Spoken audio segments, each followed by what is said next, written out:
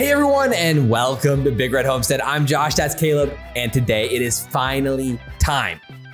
Nebraska season's predictions. We're going game by game, giving predictions, win-losses on the entire season. It's going to be in-depth, it's going to be intense, and we're going to learn a lot about the entire Big Ten, the new Big Ten. It's going to be fun. So obviously, it has been a minute since we last uploaded, a few months, but we're back. It's been crazy. Caleb, child, yes. I moved from Germany to Puerto Rico, and we're both finishing master's degrees. So it's been crazy. Yeah, so it's been crazy. Life's been nuts, but we're back focusing on Husker football. So without further ado, Caleb, how you doing? I'm doing great. I'm so excited to talk about Husker football today. Maybe this is the year that Nebraska makes the bowl game. Year 2, Matt Rule. I think that there's a big jump ahead. I'm excited to talk about just a little bit about Nebraska and really about our opponents. And we'll kind of go through our strengths and weaknesses as we dive into each one of these teams. But you know, it's good to start with the Big Red itself before we dive into all 12 of these great opponents. I mean, the 17 that we're eventually going to face as we win the CFP and go undefeated, of course. Of course. Well, spoilers from the video. Yeah, no, but obviously this year is interesting. I mean, right now, Vegas has us at about 6.5 wins. So right down the middle of what fans are kind of expecting here. PFF has us ranked at 53. So it's a little bit lower. Actually, interestingly enough, a lot of the global rankings are kind of all over the place, actually. And so there's actually really interesting, as you can see here, a nice average for a lot of the Nebraska predictions. And right now, the average is having us around like 39 or something along those lines nationwide. So obviously, Huskers have a lot going for us, returning so many starters as well. So what are your thoughts there? Yeah, Nebraska's returning 17 starters on offense and defense. If you count special teams as well, it's 19. We're tied most in the Big Ten, 10 on offense, 7 on defense. We lose, obviously, a couple key pieces, but in general, we're really an intact football team. And then, we add the piece of Dylan Raiola, we add the transfers at wide receiver, and you feel pretty good as a Husker fan going into this season, again, especially with such a tested defense that performed so well last year, especially as just the season went on. It was just the offense. We could not get points on the board, as you very well know. We'll be talking about Nebraska and all of our strengths and weaknesses overall. Obviously, we're going to be having a video coming out about Dylan Raiola and expectations here in the future. And then, of course, a few more breakdowns on like top players and other things to expect heading into the season. So there's going to be a lot of Nebraska talk on the channel. So we'll focus more on the opponents in this video, and then weave in the matchups that are strengths and weaknesses for Nebraska as we get through this. So without further ado, let's kick it off here with the first team, which is UTEP. So, Caleb, where are you at with UTEP? What are your thoughts on this game? Probably don't need to take as much time on the first few here. Just for the sake of this video, is going to be a long one. UTEP is a little bit interesting. Scotty Walden was an interesting read this year from Austin Peay University, who, won conference championships with Austin Peay 2, again, doubling the trophy case from 2 in their entire football season to 4. He's young, he's 34, and, a Texas football guy himself, played at Dordt College, which isn't too far down the road from us, Nebraska, in Iowa. It's interesting. And, he's really interesting. His offense is very fun. They are a high-octane offense. And you saw that last year at Austin Peay. I mean, they ranked very high in the FCS in passing efficiency for them, 4th nationally, 15th in total offense. And then, they brought a couple of these Austin Peay guys to UTEP as well. Javon Jackson, the running back, had over 1,300 yards and 10 touchdowns last season. So that's interesting. There isn't a quarterback transplant, though. They're actually keeping Cade McConnell, who was from last year. So, again, as a first-year guy, that's a little interesting. New offensive system for him. This is very different than the UTEP of before. Again, a high-octane offense. And UTEP last year was not good at all. They were 19.9 points per game, which was 119th in the country. And then, again, on defense, they were not great either. Allowed 28.5 points per game. So, a lot of changes. I think Scotty Walden is interesting, and an interesting coach who's just kind of moved up the coaching world. And it wouldn't surprise me if, in a couple of years, again, as young as he is, this guy could be on a coaching tree at a bigger school, finding a mid-major university. But I don't think they got enough gas to quite beat Nebraska this year. As interesting and fun of a read as it was a little bit. Yeah, but right now Vegas has them at 4.5 wins, essentially. So, and right now... 1.5 game bump from last year. Yeah. There were some websites that had them favored to make a bowl game, so there's kind of a range there, 4.5 to 6.5 probably. they never had a lose. The only season that he was losing was Southern Miss, where he would filled in as an interim. So he has had a winning season each and every year that he's coached, which I think is when he's had a full season. So that's pretty impressive. Game one is a really respectable bottom tier opponent that obviously, you hope Dylan Raiola can get a start here. Obviously, I think we're both going to take a win. Hasn't had these in last a game 2 years. Like that. It's true. It's true. We start off with buzzsaw last year was Minnesota. We've seen Colorado. I mean, it feels like Nebraska is just, let's get some tape under us and then really figure ourselves out. Agreed. Because again, under the lights, because it is we're just heading in to week 2 against Colorado. And this is where things get interesting. This is going to be one of the games of the year. I mean, it's been highlighted so much already. And I would assume maybe someone like Fox will be in town for this game, someone like that. The hype is going to be real, of course. Interestingly enough, Colorado's over-under is at 5.5 roughly. PFF power rank of 92. So their PFF's really low on Colorado. And 80th in average wins, coming out about 6.2 on the year in PFF simulations. So roughly middle of the pack, back half of the pack. But they have a lot of changes, of course, and a whole bunch of new players. And of course, still tons of talent here. So where are you at with Colorado and your gut instincts here heading into a week 2 game is going to really be a definition and defining moment for Rule and for Raiola kicking off his career. Yeah, this is a huge game. No matter what, we have Shedeur Sanders and Travis Hunter in town. 2 very, very talented guys. I mean, Travis Hunter is a projected top 10 pick in the NFL draft next year. Yeah. And then Shedeur Sanders, he will be another NFL QB. So that's a great winning combination just in general already. Now, I think why PFF has him so low, and I think for good reason, is we haven't seen what Deion has done year 1, where again, he really scraps the team, starts with a ton of new guys, and then he Frankensteins it and does it again. So, I mean, we are going year 2 of like, okay, these ingredients didn't work. I'm just tossing it out and let's try something completely new. And I mean, I think a lot of it's warranted. Colorado was in a bad spot last year. They were horrible, to go 4-8. Now, can they make the improvement? Again, we saw their offensive line really struggle. I mean, Nebraska we ate and still lost last year on the defensive line. And they've implanted some new guys. Deion is really trying to push the limits of what this NIL, what this free transfers can do and see if it can be successful. They have 12 starters who weren't on the team last year, but they are returning 9 projected starters, which is still decent considering how many you feel like they should have brought in because there were so many transfers. But there are some interesting changes here. At the end of last year, they brought in Pat Shurmur, former New York Giants head coach, and promoted him to offensive coordinator. And so he really kind of brought in that pro-style approach in their final 4 games against Oregon State, Arizona, Washington State, and Utah, which they did, of course, all lose. I think the most interesting thing for them is they're bringing in a new defensive coordinator, which is Robert Livingston from he was the Bengals defensive backs coach. So it's an interesting jump up here to move from, positional coach in the NFL to D coordinator in college right off the rip. So as your first coordinator job, he's pretty young, I think, overall. So it's going to be interesting to see. We're not going to really know what he's going to be bringing to the table. I mean, maybe you expect some type of scheme that, the Bengals are running.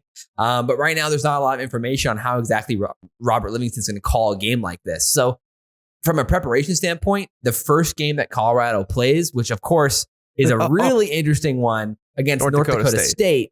That's going to be big for Nebraska, getting a lot of information on that to figure out how this defense rolls. Because I think everyone would project that North Dakota State game to be a tricky one for Colorado. So if Iowa's going to lose, you can lose that game. I mean, Colorado can definitely lose that game. And again, North Dakota State, that is definitely one of their Super Bowls. They're always projected to be great and go to a national championship. It's going to be a Super Bowl. I mean, Nebraska plays Northern Iowa, one of its lesser opponents. I think Northern Iowa in the playoff lost 48-21 or something to, so again, that's no walk in the park. And yeah, great film for us because, man, there is so many transfers. I mean, you look at the defense, BJ Green, an edge rusher from Arizona State. They're bringing in a ton of edge rush guys. Well, this is the thing. Last year, they were literally one of the worst defenses in the country at getting to the quarterback, and they really went after it. They allowed 453 yards a game. Yeah, I mean 34.8, both basically bottom 10 in the country. It was disgustingly bad. I will say I'm really impressed with the talent that they brought in on the defensive side. Yeah, again, like I said, they rejuvenated their defensive line. With BJ Green, he's played 678 snaps. He had an 80.1 on PFF, 8 snaps, 34 at Arizona State. At Arizona State, and then Sam Makunalola from an edge rusher from Pitt. You know, another guy that it's 70.9. But again, when you're comparing what Colorado was working with before, another, 70s, that's a great PFF. You know, that's at least a really solid player. And then Quincy Wiggins as well from LSU. And then Dayton Hayes, another edge rusher, also from Pitt. Yeah, 2 from Pitt, which is interesting. And yeah. And then Chidozie Nwanku as well from Houston. And they're all like high quality pass rushers. So, from a talent perspective, this is a massive upgrade for them. And they're all from Power 5 schools. And so, in my opinion, this front seven should be drastically improved. I mean, not just like a little bit, but significantly improved. And, bringing in a D coordinator, they say they're implementing a 4-2-5 scheme, which is interesting. So they're going to be trying to play basically like a base nickel most of the time, which is super interesting to me. Obviously, it kind of makes sense with their pieces. Like they're going to rush. If you don't have a secondary, what do? You rush the quarterback and utilize their secondary, because they got talent in the secondary. So, I mean, when you've got the secondary that they've got, of course, with Travis Hunter and like Shiloh Sanders and those guys, I mean, at that point, basically the problem last year was getting to the quarterback. So in my opinion, they solved that problem. Their defense should go from like bottom 10 in the country to probably middle of the pack with a chance to improve a lot even more. So in my opinion, this is a really dangerous game for Nebraska. Obviously, from Nebraska's perspective, how do you see the matchups going here? I'm a bit worried, I got to say. Yeah, I mean, this is a team that was so good at extending the play and, again, still putting up lots of points on us last year. Now, last year, I think Nebraska, it looked like we gave up. I mean, we were so close in the first half and played a really good game and then just kind of had a mental lapse at the end of the half. And that was just pretty much, we kind of folded. I mean, there was no real other way to put that. I think that we'll have a different mentality this time. Also, we can't play it. We couldn't play it. Yeah, Jeff Sims, like we turned the ball over so many times. So, and you're just not going to win a boat race when you have no motor and the motor is the QB. So I think this year it's going to be a lot different. I think it's a close game. I think our defense still has the edge over theirs, but it is going to be a test for our offensive line for sure. I think we have lots of weapons as well. And I think this is going to be a great test for Tommy Hill with Travis Hunter. I think that's a fun matchup. And it's just going to be a really great game. I'm nervous. This is not a team to sleep on. I know they went 4-8 last year, but you got to remember they beat the brakes off of us. And again, they are improved. I think Shedeur Sanders is, again, he's the real deal. We saw he can make all the throws last year. It wasn't their offensive problem. I think Nebraska pulls it out. If they play a UTEP or, a team that we're really not going to get a lot from, I think this is a much tougher game. But I think North Dakota State is going to give them everything they've got. And I think, Colorado could start off 0-2. I've gone back and forth on this. I'm right with you. I think it's like a toss-up game, 50-50. It could go either way. It'll probably come down to turnovers, just like it did last year. The problem here is, though, that's a big difference. Is that, I mean, they beat us last year. Yeah, sure. We had 4 turnovers. Obviously, the argument is, okay, you bring in Dylan Raiola. This is a night game in Memorial Stadium against Colorado. The hype's going to be there. The team's going to be absolutely fired up. And as long as our offense can just run the ball to a relatively decent degree, keep us in the game, the defense should be able to keep them in check. And then maybe over time last year, we got a better blueprint for how to beat Colorado. We were the experiment last year early in the season. And then over time, teams clearly figured out how to beat Colorado. So I'm going to go with Nebraska in this game. I think at the end of the day, I had gone back and forth. Originally, I was going to pick Colorado, but I think the X factor is just the night game. And again, I agree with you. We're going to have more information on them than they have on us, even though they know what to expect, I think, to a degree. The new pieces this year, turnover difference, I'm taking Nebraska. So we'll see what happens. That could change. Night game is such an X factor. All right, so up next, Northern Iowa, coming off of a Colorado game. So what are your thoughts here with Northern Iowa? I mean, we probably feel pretty good about this. Yeah, I mean, it's really interesting. So Mark Farley has been their coach for 24 seasons, but they do have a new offensive coordinator and a new offensive scheme. Old dog, new tricks. I think it's going to happen. They brought in Trey Tinsley, a Washington State Mike Leach guy. We're going air raid. So I think that's going to be fun, different tests for us. Defense is only returning 2 starters, which I think is very surprising. Yeah, and they were bad defense last year. They were 8th out of 12 in the conference in like a lot of stats. Their best tackler, they brought back a guy, Tucker Landenberg, who had 71. But again, their defense is not good. I think their offense is interesting. They're going to throw the ball a lot, which will be fun. But I don't think this is that Georgia Southern team that's really going to upset us with that air raid offense or anything and just slinging the ball. Yeah. I think we have enough. They brought in Jackson Daly from Arkansas State, who's pretty untested. He only threw 42 times for 171 yards while there. So again, fresh guy. I mean, you have an experienced coach, but again, new offensive system. Defense isn't really returning anybody. You feel pretty good about Northern Iowa and Nebraska pulling out the win here. Yeah, I'm with you. This is the game where you want to see us, get into rhythm, especially depending on what happens in the Colorado game. But like, we should be really rolling here. I mean, dropping bombs and really, I want to see really going third off. quarter. You want to see after halftime. You want to see a lot of the starters go off. Yeah, get to see what Gramstad has. A lot of running backs. Hardberg special in this game. So going into the next game, Illinois. Illinois had a tough go of it in the last recent decade or so. They have a losing record in 11 of the last 12 seasons. Obviously, they've had the outlier year with a dominant defense and everything was right for them that year with Bielema. Wow. But right now, they have a win total of 5.5. And right now, PFF power rank actually of 49th, higher than ours, which is interesting. So PFF is very high on Illinois. It's just hard to believe. I agree. I mean, the thing is, Illinois has had great. I mean, they're losing Isaiah Williams. Awesome. They're losing Jazon Newton. Yeah. Keith Randolph. Casey Washington. I mean, Tip Ryman. He went to the NFL. Yeah. That's not easy for Illinois to replace, especially when they'd already lost their secondary. Again, the year before. Witherspoon and all those guys. Yeah. So they've been on a downhill spiral.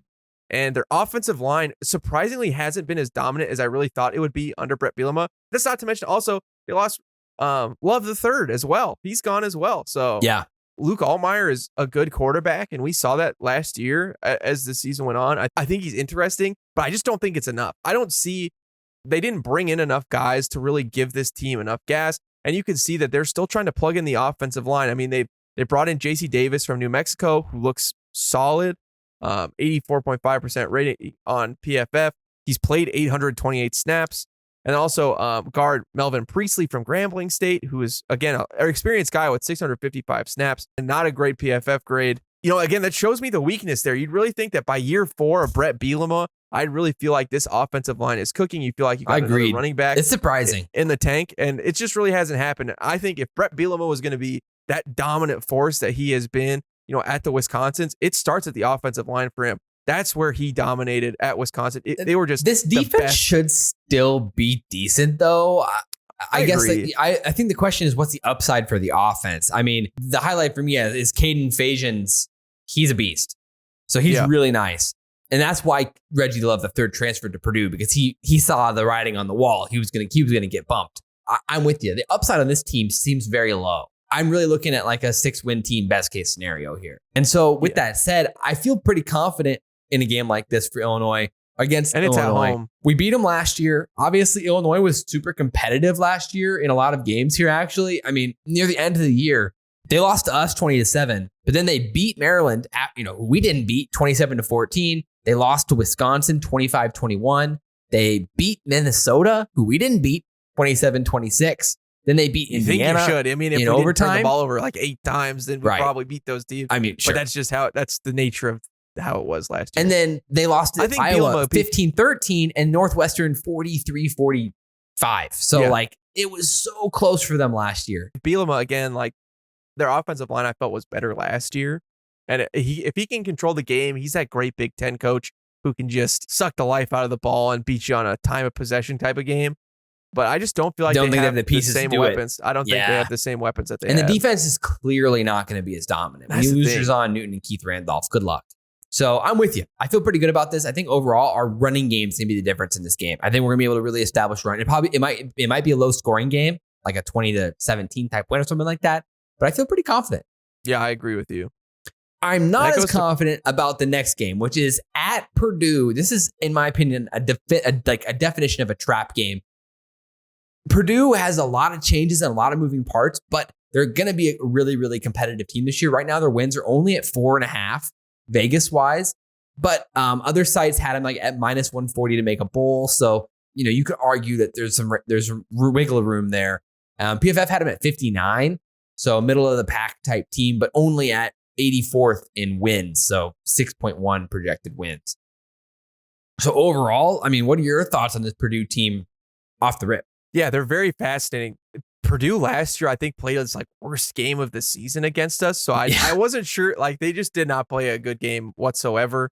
I think Hudson Card is still interesting. Obviously, transferring from Texas last year, he's played a lot of snaps, and he looks pretty good. He had 10 fumbles last season, which was third most in the Big Ten. Again, his out of the pocket passing grade was not great either when they moved him out of the pocket, which was kind of surprising as well. And their offensive line, again, wasn't amazing. So that's a recipe for some disaster. Again, they always have some pieces. This is year 2 for their head coach now. So I think that's at least interesting. They're going to be able to kind of establish themselves a little more in the same spot that we are. They brought Reggie Love III in from Illinois, again, who's a solid back and a solid option for them. Yeah, you're replacing Tyrone Tracy, though, and he was a legitimate stud. Yeah. I mean, he was as aggressive and as physical of a runner in the Big Ten as we saw last year. And so losing a guy like that who is so efficient, and he's now in the New York Giants, it's a downgrade, no doubt. I mean, Reggie Love III is a pretty solid replacement, but you're losing upside again in the running game. And yeah, this offensive line is questionable at best. And they lost their best player that was the most impressive last year, who was Deion Burks, who went to Oklahoma. Good call. I think is a huge miss. I mean, Burks was really impressive last and TJ season. Sheffield left as well. Yeah. So losing Burks and Sheffield? Yeah, that's really tough. Again, Burks was really impressive. I mean, it looked like another Purdue, they were going to get another one of those, great wide receivers. The bright side is that Dylan Thieneman, he was the second best PFF grade last year, only behind Tyler Nubin. Again, he's a sophomore, 6 interceptions last year. He's a stud. Only allowed 5 catches. That's true freshman season. Impressive. True freshman. So he's terrifying. 2 more years to deal with him. That's an X factor for sure. That at least gives their defense some pump. At least they have someone that's really, really solid at the safety. That's going to be a great blanket to not allow some of those explosive plays.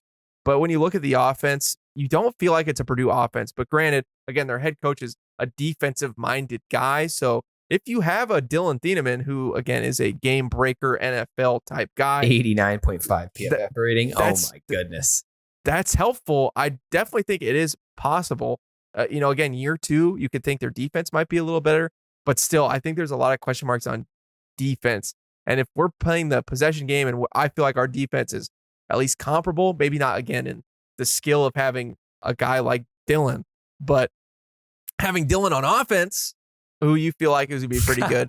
And again, their run game not being as good, their offensive line still not being very solid. Even if their defense is great, it's just hard to beat if I think that we're going to be able to put more points. I'm with you. I'm like I said, I'm just a bit worried that this defense could find its rhythm by the middle of the season. And then suddenly you get into a point where it's a lot scarier of a game than we think. But overall, I agree. Replacing Burks, Sheffield, and Tyrone Tracy, Card looked pretty good last year. But when you take away by far his 2 best weapons and there's not obvious replacements, and then downgrading at running back, that's just going to make things really tough, even if the defense does take a step forward. So overall, I'm with you. I think we win this game. Yeah. Another game that's pretty tempting here, or not tempting, but a bit scary here, is Rutgers coming into Memorial Stadium in week 6. This team last year was super, super fun to watch, super competitive. I mean, this was kind of like our darling team last year in the Big Ten. Because whenever we were watching film for the upcoming games, we're like, man, Rutgers is awesome. And this team was just disruptive last year, to say the least. Yeah, Greg Schiano has that defense cooking again. They really heavily had to rely on Kyle Monangai. So, talk about a stud. An absolute unit. And this year, I will say Rutgers has the easiest schedule in the entire Big Ten. They don't play Ohio State, don't play Michigan, don't play Penn State, don't play Iowa. They have Ethan Kaliakmanis, our nemesis from Minnesota last year. That's crazy. Yeah, he transferring to Rutgers. To Rutgers. I don't think it's great, but I don't think Gavin Wimsatt, again, is it an upgrade or downgrade? Is it a pretty lateral move from what it was last year? I would probably say maybe a little bit of a downgrade because, Ethan can run a little bit, but Gavin was a little bit more mobile. Yeah. Like you said, last year, I just want to interrupt you for a second because last year I pulled up their schedule so everyone could see it. I mean, it was brutal. And their losses were at Michigan, at Wisconsin, versus Ohio State, Iowa, Penn State, and Maryland. That's some teams. And they beat everyone else. And they even beat Miami in the bowl game. They did everything that was asked of them last year against all the teams that they should or could beat, essentially. This is a team that Husker fans are going to sleep on, no doubt about it, because it's like, Rutgers, but like the step forward this isn't the Kyle Monagai, insane. And obviously, Ethan Kaliak-Manis is a question mark, I think. And the defense, but like you said, like this defense should be good. I mean, they were top 20 in EPA allowed per play last season, 7th best in explosive play rate allowed, 21st in yards allowed per play. And they're returning 10 of their 13 highest snapped players on defense. So like they're returning all their production. Yeah, just like us, again, they have a defense that's tested, again, played really, really solid against a lot of teams. I think Aaron Lewis is really impressive. He was a pass rusher for them and just a really solid edge rusher. And again, according to PFF, he's a pretty much a top 10 edge rusher and looks really, really solid. And I think another player that's really interesting is Demir Miller on the offense. I think it's an interesting experiment. They brought in the top FCS wide receiver who led the FCS with 1,300 yards. And again, they need some improvement in the offense. And one thing interesting about Ethan Kaliak-Manis is he may not be great, but he is great when he's throwing deep. He had a 90.5 PFF passing grade when just throwing go routes. And we know that to be true because that's how we lost the game to him. They just play action, roll Ethan out of the pocket, and then he just threw go routes, and that worked. And so I think Demir Miller is a great guy under contested catch who is exciting on the FCS side to see what he can do for them. I think they have enough weapons, and Greg Schiano, he is a winner. We know that. He knows how to win in the Big Ten. I'm worried about this game, legitimately. I'm happy it's in Memorial Stadium. I think that hopefully helps, but I think this is a team that, again, they're just gritty. Great, like Greg Schiano, they absolutely take on that persona of gritty. This is going to be one of those morning games that could catch you off guard. 100%. And you have to be ready because Rutgers will punch you in the mouth. They did all last season, and that was what's so fun. I'm going to pick us to win, but I am really worried. If I think you're going to drop any trap game this season, I think that it's Rutgers. I think Rutgers could easily be an 8-9 win team just because of their schedule. And the fact of, again, they know how to grind out games. Greg Schiano knows how to grind out games in the Big Ten. And I'll pick us to win. And they have a quarterback that beat us last season. Yeah, Ethan, he can do enough. I think that we can also, we also know that he is prone to turnovers. I think we can contain him in the pocket. He does have some mobility. I believe in Nash and Ty to really be able to stop their run game. And that's what Rutgers and force Ethan to throw. Yeah, and that was what Rutgers was so predicated on is they had to rush the ball to beat you. Yeah, and that's why Demir Miller, I think, really is the X factor. They need a playmaker outside to make it easy for Ethan to get downfield. And if he's not as effective as they think he's going to be, then suddenly this offense could start stalling real quick if they can't get the ball downfield and spread out the defense. I respect Rutgers. They're a hard-nosed football team. Same. I think it is a W as well. So the next game is at Indiana, Indiana's one of the strangest teams in the country.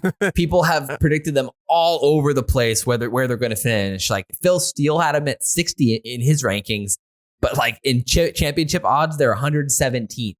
And so right now, the Vegas has them at 5.5 wins. So like relatively high. To be fair, they have some cupcake games at the start of the season.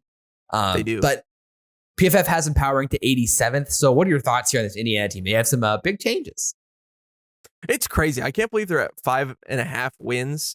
So they have a new coach, Kurt Signetto from James Madison. He was really good at James Madison, an exciting coach. He was 19-5 during their time in the first 2 years of the program, and they went 11-1 last season. So he took that great season and he rolled it into a Big Ten job. So shout out. What's crazy is they have 12 transfers from James Madison. Insane. that are going to Indiana and most likely going to start. I mean, that is mind-boggling. So I think that's what's really interesting is, again, they're going to get 30 30 players from the transfer portal. A lot of them are going to play. 15 of their starters are going to be transfers. I mean, you said, 9 of them from James Madison. Insane. And so, I think James Madison, it's great that they went 11-1 in the FCS. But is that enough to be a Big Ten football team? You would think probably not. I'm surprised that some of the people have them ranked as high as they are. I think this is the worst team in the Big Ten. Not that I think that Coach Sig can't get this program turned around, but I don't know if implanting James Madison guys is enough to do it. This isn't your average. This isn't like Colorado where you got Travis Hunter, who was just a legit 5-star, and Shedeur Sanders, who was a legit, like almost 5-star QB. That's fair. That's a good comparison.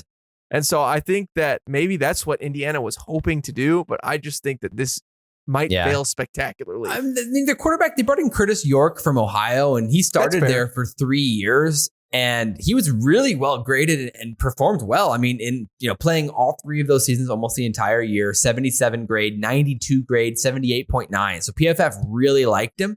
In the MAC, he was a MAC MVP in 2022. So there is some upside there, but again, like you said, you're moving up a whole level of competition here. And so it's hard to picture that they're just going to go straight into being a great team. Maybe this team could be one that improves over time as they get more accustomed to Big Ten speed of play. But it's hard to picture that, 5 or 6 weeks, this is week 7 into the year, that they're going to be at their best. I feel pretty good about this win, obviously. I would assume. And the thing is, their easiest games are right in front of them at the beginning of the season. And so, if they don't get off to a good start, 4-0, I don't think they're going to be bowl eligible. I don't know how they hit that 5.5 mark, just in general from the odds. And their defense, there's a couple interesting guys. They got D'Angelo Pons, who was the highest graded true freshman last year, and it was a really good corner. But the thing is, again, he's an FCS guy. He's 5'9", 162 pounds, and he might be great. Yeah, but that is just really he's going to be a hard. slot corner. Yeah. You can't be an outside corner at that size. No. There's no way. No, you cannot at all. And so, I think we're both taking Nebraska to win there. So if I'm not mistaken, I think that means we both have Nebraska at 7-0 going into the 8th game of the season, which, the streak's not ending here. It's in Columbus against Ohio State. Bad news, folks. Bad news. At the shoe. Yeah, it's probably in the shoe. At night. I mean, maybe college game day if we're 7-0 at this point. This is why I'm a little bit nervous. I mean, it's hard for me to believe that Nebraska's actually going to be 7-0. My logic says, again, that's why I was right on the fence of picking us to lose to Colorado. I think it's very plausible we do lose to Colorado, then go 6-1. Or you beat Colorado, but then you're high on your horse and then you lose to Rutgers. Something like that. I think 6-1. If I had to predict, are you going to be 7-0 or 6-1 going into the Ohio State game? I'd probably pick 6-1. Just take the field against Nebraska. 7-0 feels a little bold, but in this case, that means we're going to be a top 12 team going into the shoe against Ohio State. This means Mike Riley flashback. Yeah, this is exactly the Mike Riley thing, and then Colin Cowherd's calling us to fake IDs of college football. No. And then we roll into Ohio State, and this isn't fair, and that's not a fair comparison. No, Tommy Armstrong almost dies. Because Ohio State is the best team in college football this year. And it's not close. Who is the best team then? Who are people saying? Oregon? Georgia. The quarterback. Really? I don't know. I think it's Ohio State. I think the Chip Kelly offense is going to be crazy this year, and their weapons are just insane. They have Quinshon Judkins. Joel Clagley agrees with you. And Travion Henderson. Oh, the running backs are insane. That's just the running back room. Okay, to put this into perspective, PFF put out an NFL draft big board, of their top 140 players. Nebraska squeaked one on there. That was exciting. Tommy Hill made it on the list. Want to guess how many Ohio State had in the top 52? It was outrageous. They had 1, 2, 3, 4, 5, 6, 7, 8, 9 in the top 52 players on PFF's big board heading into the season, including another 1 or 2 of them. So they have 10 players in the top 140. That's how good this team is. This team is absolutely stacked. Ohio State, not to mention you're bringing in Chip Kelly, and this team is just locked and loaded. I don't see a world where we win this game. And it could be bad. It could be a 40-point loss. I think they could blow out everybody this season. It's possible. This team has the opportunity to not just run the entire conference, I think this is this looks like one of the better teams on paper that I've How seen. good's Will Howard, though? That's the question, I think. That's a great question. I think he looked good at K-State. And the thing is, does it even matter when he has the weapons around him? Fair. I mean, you just need to be a game manager. Their offensive line's insane. You have Josh Simmons and Donovan Jackson, who are two of the best offensive linemen in the entire country, which is always a recipe for you're going to win a ton of games. Not to mention you have two of the best running backs, and you have one of the best wide receivers. And then that's not even touching on their defense. They have the best defensive line in the country. Yeah. Yeah. It's nuts. I think this team is filthy. I think they're going to I think Nebraska's going to get rocked, but I don't think they should feel really bad about it at all. This is where we want to be, right? We want to play these games. You want to be near undefeated going into a game like this. I mean, it's going to be tough. I mean, ideally, if you could just lose by 3 touchdowns, I'll be happy. Dude, yeah, just squeak it out to 20. Just don't get blown out. 42-21. Just make it look respectable. Yeah. Just make it. Honestly, I think Ohio State has some maybe means to not run it up to make the conference look good. So maybe that's the hope. No, just they get in the playoff no matter what nowadays. They don't even have to play these games. They could just forfeit. Exciting thing though is Dylan. This is a great chance to show that you are true high quality, and our wide receivers. I mean, I'm picking us to lose, but you can learn a lot about yourself and see what the future is for us, and maybe you can keep it close. And you know what? If you pull out the craziest upset, maybe you can, but we're not going to. I don't think so. But I think if we're overall, 7-0, it'll be interesting. That puts us at 7-1 going into week 9. At this point, UCLA is coming to Memorial Stadium. Nebraska's at 7-1, UCLA, 6-2, and UCLA if you right don't know, now we're from LA. Yeah, if you saw that press conference, oh my goodness. 123 championships. So obviously UCLA is going through a coaching change. Right now, Vegas is pretty low on UCLA. 4.5 wins on the season for them. Again, some websites had them at -100 to make a bowl, though, so there is some leeway there. PFF's pretty high on them, 42 power rank, but their average wins 5.6. They probably have a pretty tough schedule. And so overall, what is your initial thoughts here? Coaching change, obviously the best public speaker in the world. Yeah. What are your thoughts on UCLA? Deshaun Foster, the best opening press conference I've ever seen. Only second to Scott Frost's. Do you have any opening statements? No, let's go straight to questions. No, straight to questions.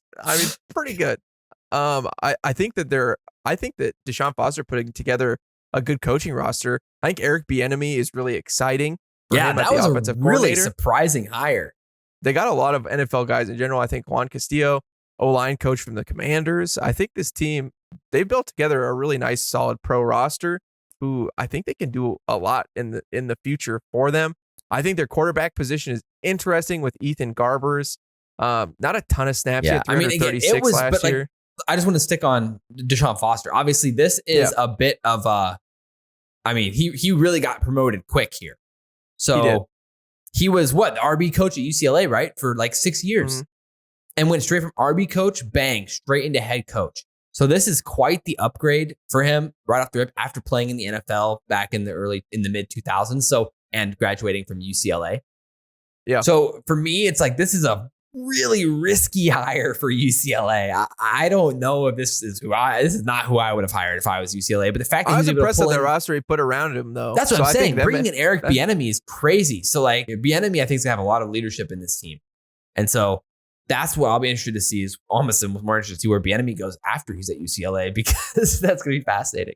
I don't think it's as doom and gloom as the 4.5 over under win total. I agree. I know, again, they lost their defensive coordinator, which was really the strength last year. They lost D'Anton Lynn to USC, who, again, they're both in LA guys. I'm interested to see how this offense works. I don't think Garbers is amazing by any means, but he can be a game manager. Yeah, that's a good question. What do you think about Ethan Garbers? Because he's been at UCLA for 3 years now, and he's gotten a handful of snaps: 123 snaps in 2021, 93 snaps in 2022, 336 snaps in 2023. So where are you at with him? We watched a little bit of film on him on the Patreon. Yeah, he had an okay passing grade. We didn't really get to see a lot. He has 68 on deep passing. I think he's a definite intermediate guy. He can throw some stuff. He has the ability to move the pocket a little bit. I think that's probably one of his better strengths than is the deep ball. But again, his average depth of target wasn't very good, only 8.3 yards per game. And I think it really showed on the tape when watching him. And so again, I think that hurts some of their offensive upside. Their wide receivers are okay. They have Logan Loya and Michael Sturdivant. They have a lot of snaps and experience. I think Sturdivant's a little bit more interesting. 6'3", 205. I think he's interesting in the athleticism department. Again, PFF's new with their new stat. Yeah, that was interesting. The PFF highlighted them because the PFF recently put out a new stat called Game Athleticism Score, GAS, and which is basically based off of like metrics that, on-field metrics that are tracked for how athletic players are able to play and how explosive they are. So he tallied in the 99th percentile based off measurables and movement. So he's really athletic. So he's an upside player. Whereas like if Ethan Garbers and him can kind of develop good chemistry, then you got to be worried about what he can do downfield. So he'll be someone to highlight. Yeah, their defense, it's so interesting just because they lost so much and they lost their D coordinator. I think that's where the question marks really are for me. I think that they'll be able to establish some sort of run game. I think their offensive line is at least solid. And their passing game should be okay. Yeah, they got weapons. Yeah. So this isn't a bad team. It feels mediocre.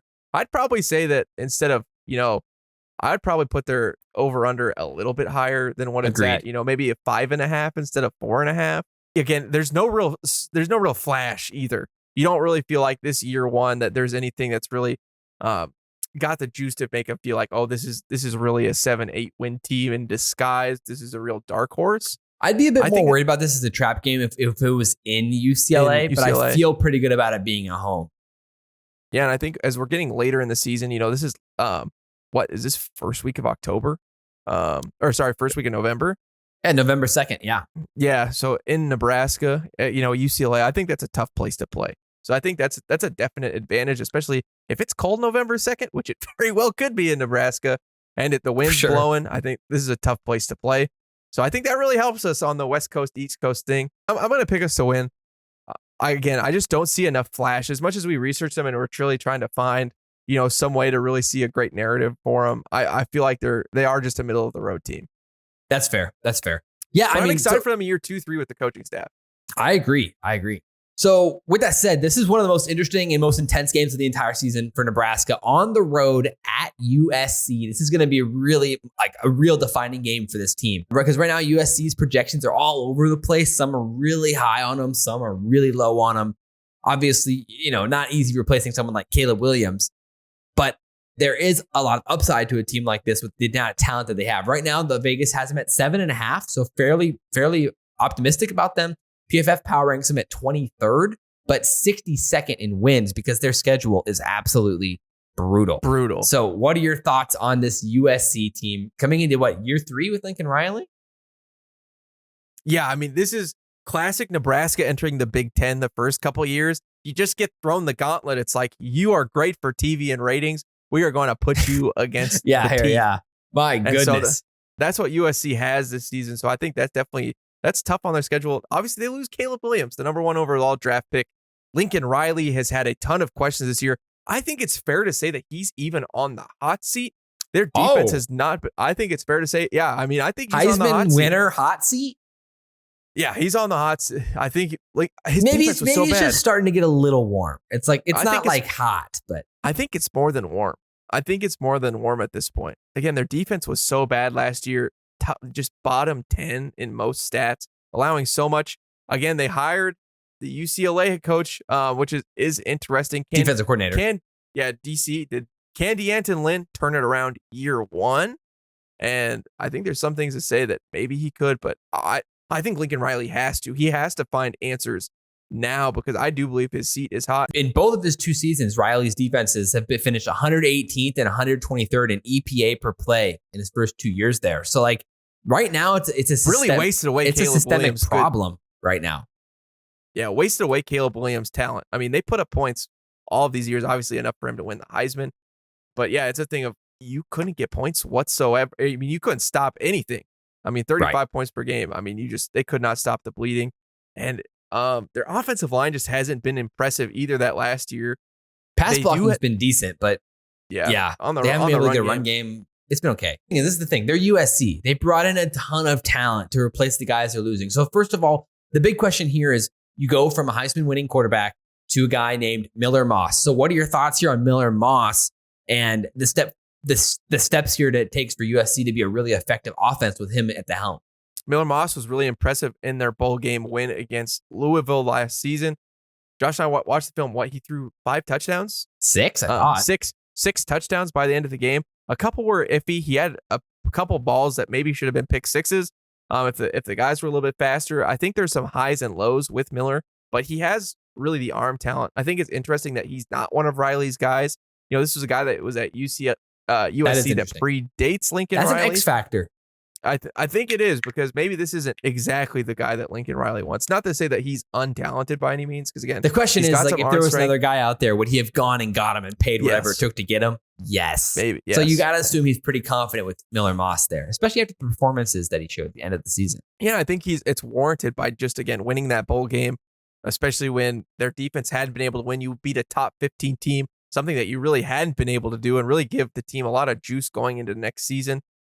They did lose some of those offensive weapons from the last year, not just including Caleb Williams, but a couple of their wide receivers. Tosh Washington, Marshawn Lloyd, Brendan Rice. I mean, some legitimately great players there. So, but it's hard to replace Mario Williams. I think there'll be some growing pains with this team just in general. And also, it kind of helps that Miller Moss, there wasn't really a lot of film on him. And that hurts Louisville as well, going from Caleb Williams to now how do we prepare for this team? But I mean, I walked away really impressed with him. I think he's going to be at least a top. There's a couple throws. Yeah. He's a top 5 caliber quarterback in the Big Ten, no doubt about it. In my opinion, that was some elite throws. He feels just as good as like a Drew Aller. Yeah, I would agree. So, and then you just assume that Lincoln Riley's magical touch, his fairy dust will affect the offensive fairy dust. They'll score points. Insane.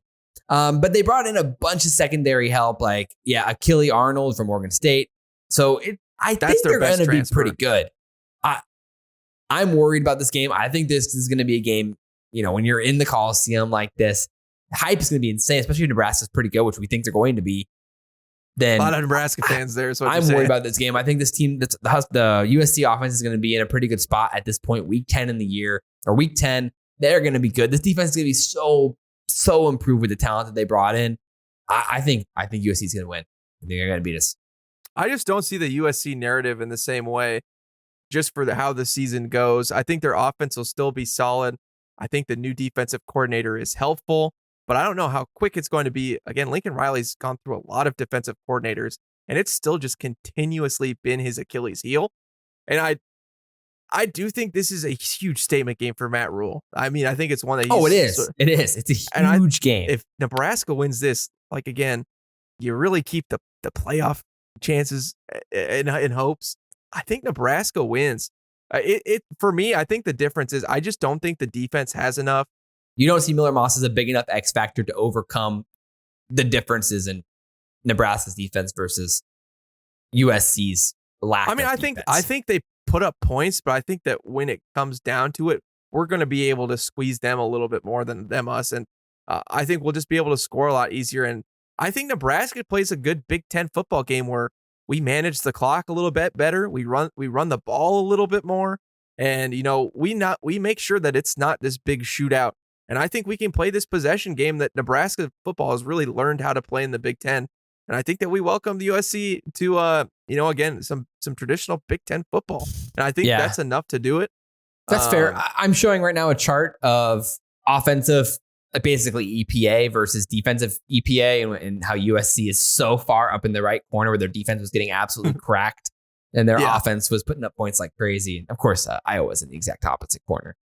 But it is interesting to see, of course. So I can see the argument. I think this is a toss-up game. It's like right now, in my opinion, a 50-50 game. So it's like, do I have the confidence? Have I seen it yet for Nebraska to go on the road and beat what is going to be a talented team that has at least the individual talent?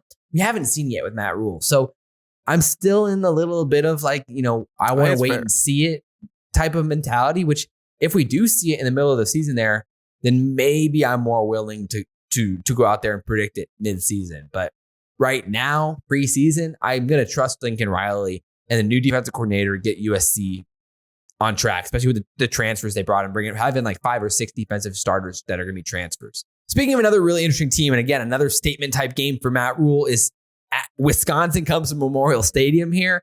This is a huge game for Nebraska. You got to win a game like this at home against Wisconsin. Wisconsin went 7-6 last year. Right now, their over-unders at 6.5. But they're heavily favored to make a bowl, minus 340 to make a bowl game. PFF has them at 30th in the country and average wins at 38, so 7.3 average wins. So what are your thoughts here on this Wisconsin team and the changes in the talent that they brought in? Yeah, year 2, again, I think is another big key factor here. How does Luke Fickell implement his new offense? Again, he likes to pass it and air it out. I think he got a guy that can do that for him in quarterback Taylor Van Dyke from Miami. He started there for 3 years and, again, a lot of experience. He had 65.8% completion rate last year, 2,700 yards, 19 touchdowns to 12 picks, which is higher than you want. In one of his earlier seasons, he went like 26-6. And so, that's something that, Luke Fickell is hoping that he can kind of reemerge.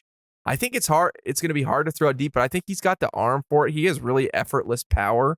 I think that it could maybe make it work a little bit more in Madison, Wisconsin, than what he was able to do last year. And the other thing is Wisconsin is a great offensive line.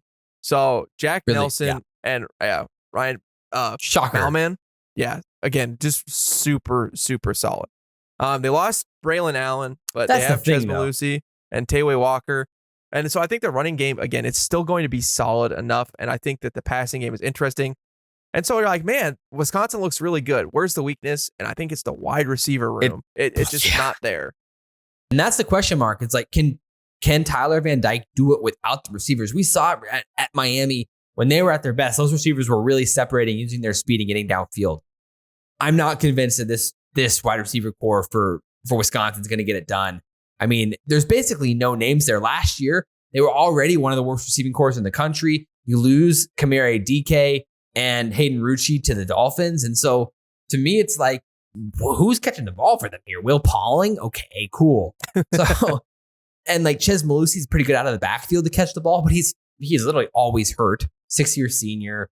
So when you lose Braylon Allen, obviously last year, Allen wasn't the dynamic runner that he was in previous years. He was hurt all of last season, even in the Nebraska game. I am worried about the talent that this defense has, and then you bring in an even better quarterback for Wisconsin. That's where I get nervous about the potential of this team. Yeah, I mean, Hunter Waller is back, one of the best safeties in the league, and just no doubt about that. Super solid, ton of snaps, and just a really, really good football player. He's the eighth best returning safety in the country according to PFF. And they also got Ricardo Hallman, who was another great corner for them. And then also they had picked up R.J. Delancey III, who played for the Huskers in 2020, then went to Toledo. This guy's kind of just been a journeyman, but had a great year at Toledo and now is playing for Wisconsin, who's definitely going to start. So I think their secondary is really, really solid.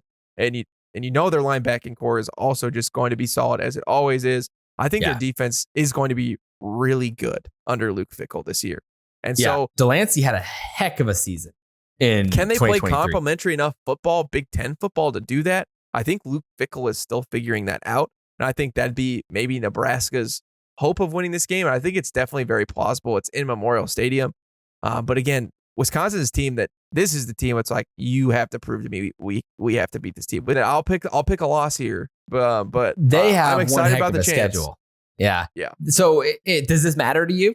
They play Penn State, Iowa, Oregon in week to week before us.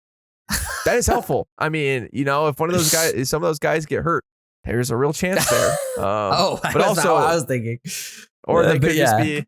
They're going to have to show all of it against those teams to have a chance. I mean, I think that's nice as well. So that's a refiner's fire where it could be a problem for us too. Again, I think we lose this game. I want us to win so bad. I want to beat Wisconsin. Probably, this is again another toss-up game to me. I think we have so many toss-up games on the schedule in general. Obviously, last year we had every reason that we could have easily won this game last year. Should have won the year before as well. Right. I love Rule as a developmental coach, and I love Rule as a leader, as a tone setter, but I'm still not sold on Rule as an in-game coach and how he calls games and how he, timeouts, organizes, manages, game clock. He still needs to get better. And I have a little bit more confidence in Luke Fickell and his staff as well. So right now I'm a little bit worried on that end. And then not to mention you have an offensive line that's going to be good, should be able to keep our front seven in check. I think overall, like they have a lot going for them. That's going to make them a really competitive, solid team. And you know that this Wisconsin team is going to be ready to play on the road. So I'm going to take the loss as well. I mean, Nebraska could easily win this game. Again, all these games on the schedule, Nebraska could basically win besides Ohio State. But yeah, besides Ohio State, I feel like, these are all gettable. 100%. And so that's why. And they're also all losable. I'm so optimistic. But yeah, that's the thing. The last game of the year at Iowa. This is a grinder of a game, but this is huge, obviously. And who knows? It could have playoff implications for both teams. For both teams. I mean, at this point, I have us at 8-2 or not. What? 9-2. I have us at 9-2. Yes, I have us at 9-2. Oh my goodness! If Nebraska, again, in this scenario, were to win this game, it's probably playoff, or it's at least really, really close. Wow! Again, at Iowa, this is a huge game. Rip Brian Ferentz, as we all know, and we'll love and miss him. They have a new offensive coordinator, Tim Lester, who was a head coach at Western Michigan. And then he was the senior analyst for the Green Bay Packers. They brought him in. He was the QB coach when David Blau was there at Purdue. David Blau. And so he's kind of a QB whisperer type of coach. And can he do it with Cade McNamara, who's an interesting guy? Tore his ACL last season. Didn't really look super great, but we know he has some championship pedigree in him, winning with Michigan before. Coming from Michigan, yeah. So is that enough?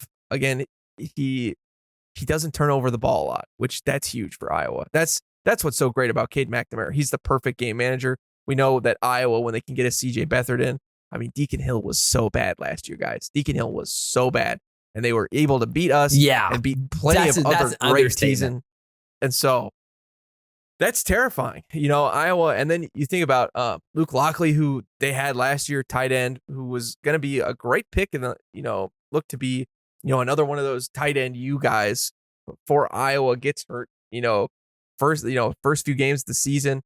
And he's still projected to be a good round draft pick this year, one of the top 10 tight ends. And he's back. I mean, he probably had all of their offense last season. He had 10 catches for 131 yards. And that might have been all of the passing yards that Iowa got last season. And they were still able to win games. So I know. Add that with and that's Cade the McNamara. argument. And this is why Iowa, I mean, if you just assume McNamara is an average, below average Big Ten quarterback, let's just say out of 18, he's like 12th, 13th, 14th. They're a great team. They're a great team. Scary team. In the same way, I have it pulled up right here. Yeah, exactly. I have it pulled up here. Deacon Hill was the only quarterback in the Big Ten. He was by far the worst quarterback in the Big Ten last year in EPA per play, and it wasn't even close. Not only that, he had negative EPA per play. So he was actually detrimental to the team when he touched the ball. And so not even Jeff Sims.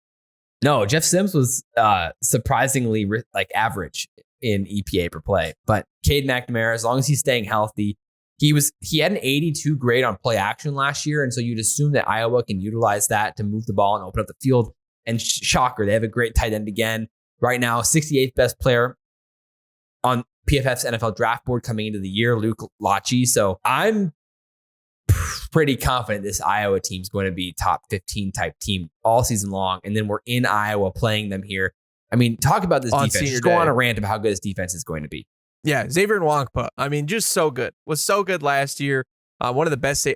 Big Ten. We are just loaded with great safeties we have to play this year. So maybe we can learn to figure it out. But man, it's just the safeties. I mean, the Big Ten is just churning them out. They also have Quinn Schulte, who's just another great safety. So they got two blankets, which is going to be a problem for us. Yeah. Sebastian Castro is returning at cornerback. They got Jay Higgins, who again has the single season record in Iowa for tackles at 171 last season, and who gets a lot of sacks. I mean, this defense is loaded yet again. A real problem. So we have a bunch of real problems on defense, like Iowa has been again this whole time. You got to give it to Ferentz, man. But they still have a great defense. And again, if Cade McNamara can just be average, what Nebraska is asking of Dylan Raiola, I mean, we think that he's a lot more. If Nebraska is doing what I've predicted them to do this season, Dylan Raiola is a lot more than average. I think our offense can be a lot more than average and really bump up against. But how Iowa's in the defense, world has Iowa pumped out like Lucas Van Ness, Jack Campbell, Sam Laporta, Riley Moss, Cooper DeJean, Eric All. I mean, insane. I mean, just the defensive guys alone over the last 2 years. And you look at this team, and PFF even now has 4 guys in the top 128, including, a top 15 player, top 60 player, top 82, top 128. So like they are deep still this season. I think they're going to be one of the best defenses in the country again. But if Nebraska were in this game, we go 10-2. I don't think we do it this year. I think that there's still room for improvement, but I think our young guys on defense, I think that it trends high. I think Dylan Raiola learns a lot this season. I think our offense is really young and exciting. I think we overachieve this season and go 9-3. I think better than what most people are predicting this year, because I really believe that we are actually building a playoff team that can compete, in 2 years for maybe, in 3 years to get to that conference championship, national championship level. We have a long ways to go, but I think we can be a fringe team in a couple of years. And then maybe, if Dylan Raiola chose to stick around, we get a couple more recruiting classes. We might have this thing turned around where we're actually scary. I think this is a really exciting year for Nebraska football, though, and I think everything's in front of them. If we beat that Wisconsin team, or could go to Iowa and beat them, I don't think that's just not easy for me to sit here and predict that that's going to happen. Sure. That's what I think. I think for Nebraska's offense is, we're still going to have youth there. The running backs, you trust them more this year not to turn the ball over, but at some point, someone like this, like in an Iowa team, you expect that they're going to be able to force at least a turnover or two. The question is, can we put Cade McNamara in a scenario where he turns the ball over? He was one of the best in the country at Michigan and at Iowa in his time at not turning the ball over, though. Manager. And that's exactly what Iowa's looking for, obviously. Clearly. Complementary football. And when they do it, I mean, it's like that CJ Beathard year where they can go 12-0. Granted, they're not going to win anything. They don't have enough talent to, topple over the CFP. Their schedule's so easy. They could go 11-1.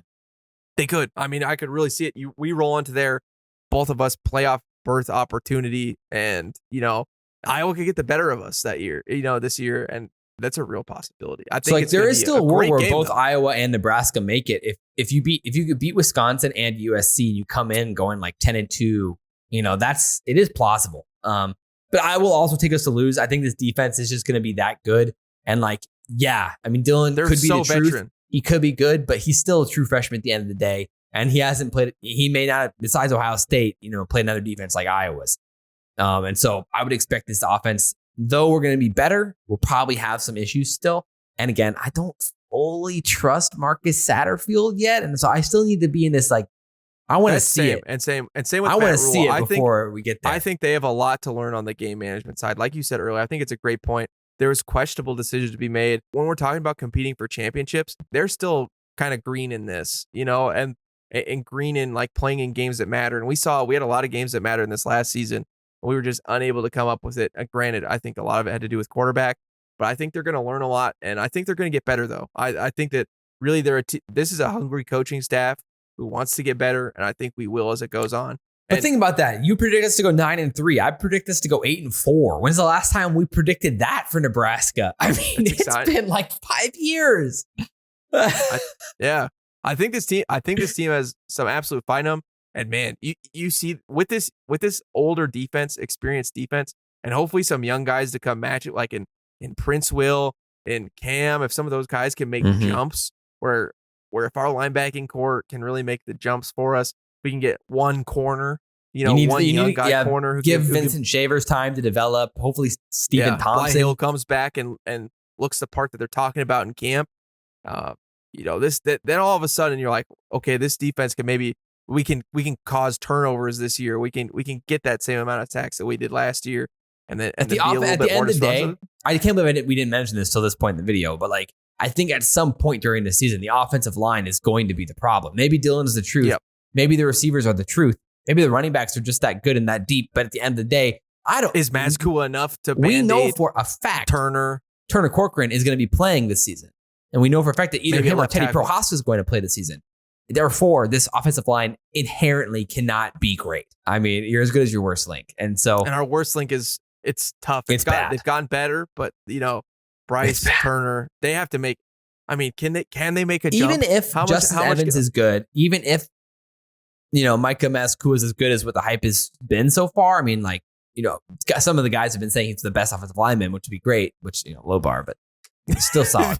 Ben Scott, obviously reliable. We like Ben Scott. So, yeah. Could this offensive line, it could still be bottom 3 in the Big Ten. And that would be enough for us to lose 2 or 3 games just because of that, because of a strip sack, a forced turnover from pressure, things along those lines that may not inherently be Dylan's fault, but they'll be forced by the offensive line. And so that's why I can't confidently pick us to win 9 games. I'm still scared about 8 because I think Purdue, USC, UCLA, Rutgers, all of those games are scary. So long story short, that's where I think the concerns fly in. And we'll talk a lot more about Nebraska over the next coming few weeks. And this video ended up being a lot longer than I thought. Hopefully you guys enjoyed this podcast and kind of the new style, having some of the live production going on, seeing the stats and everything. So let us know what your guys' thoughts are on that. But thanks for hanging with us. Check out the Patreon. We're going to be doing a lot more behind the scenes content, reacting to highlights and breakdowns and extra footage. So if an hour wasn't enough of us, well, you can go over there for more. So hopefully you guys enjoyed the video. But as always, guys, I'm Josh. That's Caleb. This has been Big Red Homestead. And guys, we'll see you next time. Go Big Red. Go Big Red, baby.